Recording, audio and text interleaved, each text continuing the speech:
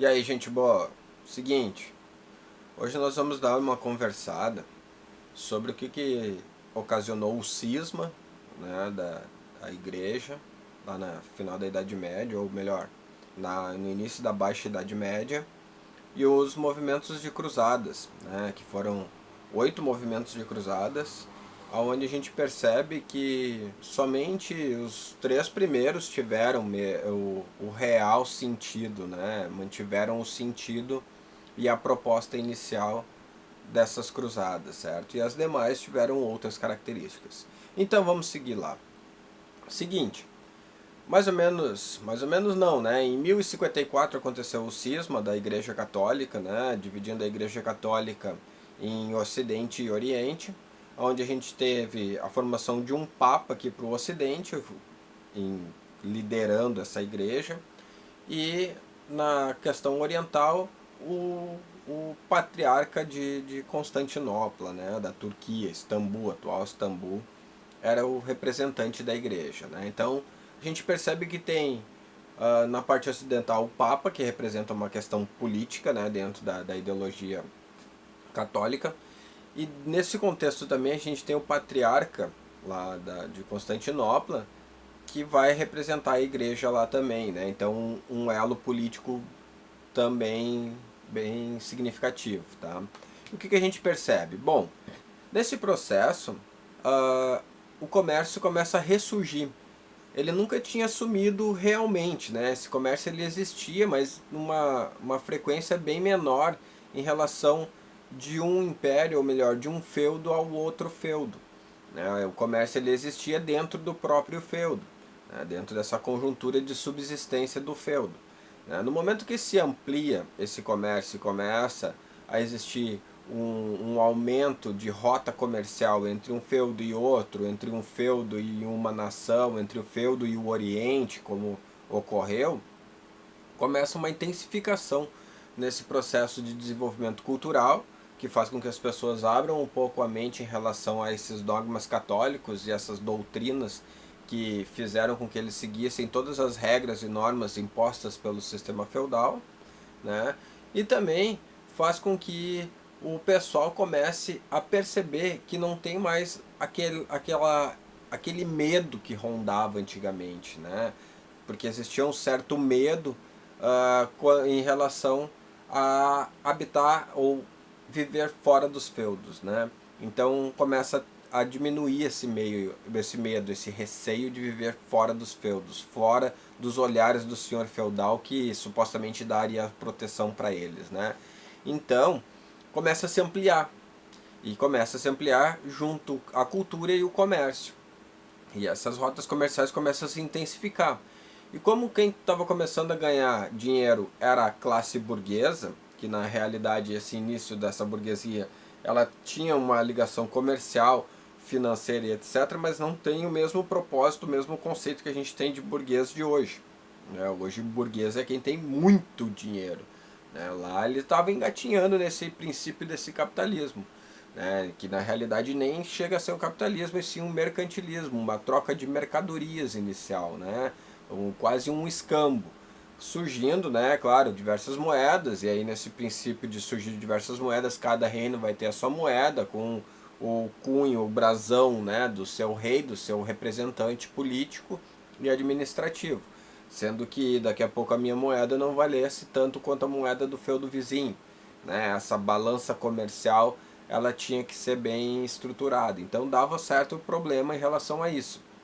Mas como a igreja foi ficando para trás em relação ao desenvolvimento do comércio, né, a venda de ícones, a venda de indulgências e outros elementos relacionados à fé, né, essa venda, esse comércio pela fé, começaram a enfraquecer em função desse cisma que aconteceu, né? O pessoal começou a se questionar até que ponto a verdade absoluta vem através dessa mentalidade da igreja, né? Dessa mentalidade de formação, de ciência, né? De formação da razão através de um dogma religioso. Tá? Então lá em 1096 se faz a primeira cruzada. O que é a cruzada? Cruzada é porque eles vão atravessar basicamente o continente europeu e fazer uma cruzada, uma jornada, e levando diante desse movimento a representação da cruz de Jesus, né? Afinal eles são todos cristãos, então todos adoradores de Cristo, e o símbolo, né, para representar esse cristianismo, ele é a cruz. E eles vão se destinar da Europa em direção ao Oriente Médio, né? Palestina, Israel, né? A Terra Prometida. Aquela mesma terra prometida que Deus prometeu a Abraão quando Abraão saiu de Ur, lá da Mesopotâmia, lá no atual Iraque, né? E formou ao longo da jornada dos povos hebreus ou dos israelitas a sociedade de Israel, Palestina, Jordânia e etc., né? Que ficou dividida ao longo dos anos. Certo? E como essa região ela tinha sido dominada pelos turcos, ou seja, pelos muçulmanos, né, e não era muçulmano, são adoradores de Alá, né, seguidores de Maomé. Existe a passagem de Jesus Cristo dentro do livro sagrado do Islã, do Alcorão, porém, né, ele não tem tanta significância quanto Maomé, né, em relação à sua religião. Né? Já Maomé aparece dentro das passagens bíblicas e também não tem tanta relevância quanto Jesus Cristo. Né? Então é esse paradigma que a gente percebe. Tá? Então esses adoradores de Alá ou de Maomé vão dominar aquela região que é basicamente cristã e vão querer fazer dominar realmente aquela região, né? Conquistar aquela região ali que sempre foi muito disputada. Né? Então esses cristãos europeus eles vão se movimentar, se deslocar até lá, vai haver batalhas e guerras, né? Inicialmente era só para matar, ou melhor, só para acabar, eliminar, né, com o povo muçulmano, né, e deixar o povo hebreu lá, os judeus e os cristãos vivos.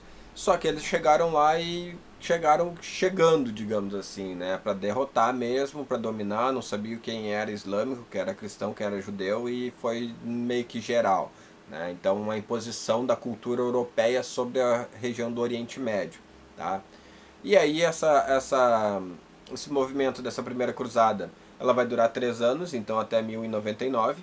Tá? A segunda cruzada, então, ela vai caracterizar de 1147 a 1149, né? Percebam ali também, né? Dois anos e pouquinhos dá, né? Não fechou certinho o mês. A terceira cruzada, 1189, 1192. Até aí tem um propósito comercial, é claro, né? Se intensificou cada vez mais o comércio, ainda mais que lá existiam produtos que na Europa não existia. Então eles passaram a fazer o dito contrabando, tipo Brasil-Paraguai, vai lá, busca muamba e revende aqui.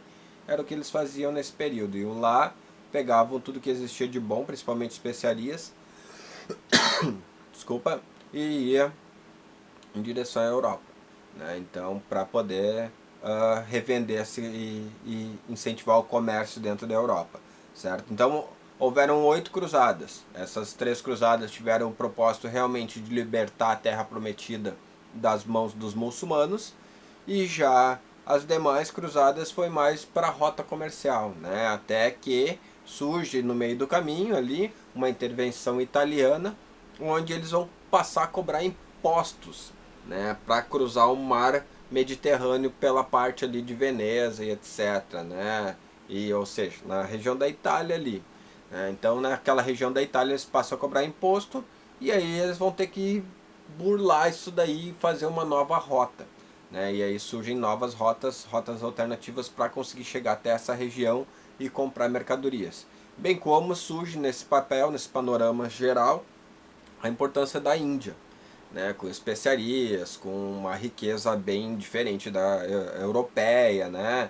A gente tem também um movimento da peste negra no meio desse movimento de cruzadas, tá? Logo em seguida ali, movimento de cruzadas, 1300 e poucos, porque se abre essa rota comercial, então o pessoal vai até lá a Ásia, até aquela região e vem de volta para a Europa, né? Nem todo o corpo está adaptado a essas mudanças, então a gente tem diversas doenças que existem na Ásia que não existem na Europa, assim como tem diversas doenças que existem na Europa e que não existem na Ásia. Né? Então foi o que aconteceu.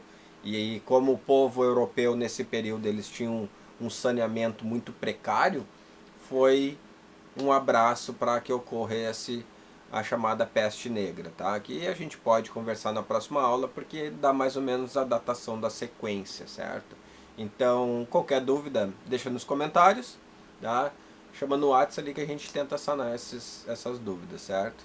Um abraço pessoal, até mais ver.